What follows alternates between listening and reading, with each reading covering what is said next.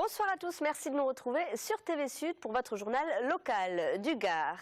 Les militants du CRAC veulent manifester à Rodilhan dimanche à l'occasion du concours des écoles taurines notamment, et ceci en dépit des avertissements. Le comité radicalement anti-corrida a déposé un référé au tribunal administratif de Nîmes contre la préfecture. La semaine dernière, le préfet du Gard a mis en garde très sévèrement toute personne qui enfreindrait l'arrêté municipal interdisant toute manifestation dans un périmètre de 400 mètres autour des arènes le 27 octobre prochain. Une requête examinée ce matin, mais les militants anti-corrida l'ont annoncé, ils maintiendront leur action dans tous les cas.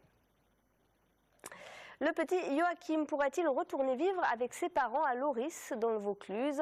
En juin dernier, ce petit garçon, alors âgé de 5 mois, était placé suite à un signalement pour malnutrition. Sa mère, végétalienne, est mise en examen pour défaut de soins.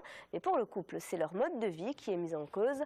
Aujourd'hui, les parents de Joachim contestaient cette décision de justice devant la cour d'appel de Nîmes.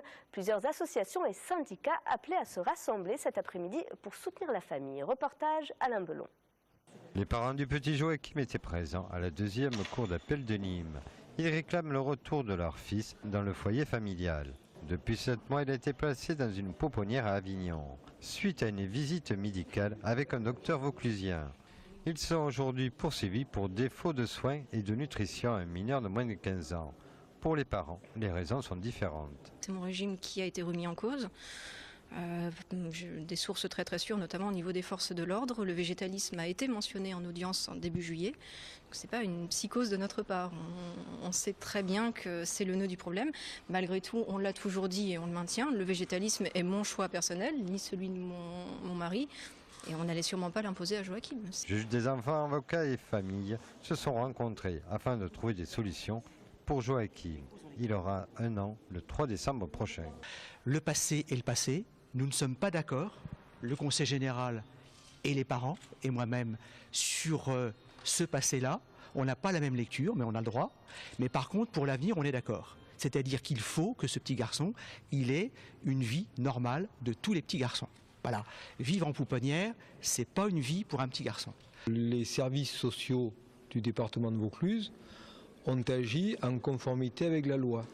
Qu'ils se sont vus confier un enfant qui connaissait des difficultés, parce que c'est une réalité.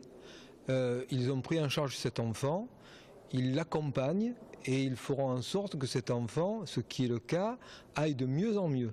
Le délibéré sera rendu le 14 novembre et les parents connaîtront le devenir du petit Joachim. On termine avec un mot de football. Les Crocos se préparent à recevoir Châteauroux demain soir au Stade des Costières. Un match à ne pas perdre pour le Nîmes Olympique 16e du classement face au 18e de Ligue 2. Les Gardois peuvent reprendre confiance et concrétiser enfin les occasions manquées. Écoutez. Ils ont quand même quelques joueurs qui sont capables de marquer des buts. Et ils ont Bourgeois devant quand même qui est capable. Ils ont Kinkiela, ils ont Dupuis, Makengo. Et puis je crois que c'est Maboulou qui joue au milieu de terrain qui aussi est leur meilleur buteur. Donc il faut quand même faire attention parce que si tu prends cette équipe à la légère, et je pense qu'on ne le prendra pas parce que mes joueurs sont conscients de la situation, moi ce qui m'intéresse c'est de la continuité.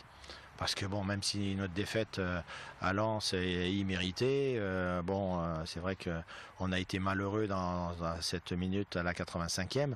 Je pense que dans l'ensemble, il y a eu de la continuité du match de Caen. On a montré qu'on était capable encore une fois de rejouer au football, de jouer au ballon, de se procurer des occasions. Il faut surtout s'améliorer dans le dernier geste devant les buts, parce que les occasions, tu les as, mais il manque le dernier geste et l'avant-dernier geste. Nîmes Olympique Châteauroux, c'est donc demain soir 20h au Stade des Costières. C'est la fin de ce journal. Merci de l'avoir suivi. Retour de l'actu dès ce soir sur votre chaîne locale à 20h30 avec l'info de votre région. Passez une très belle soirée sur TV Sud.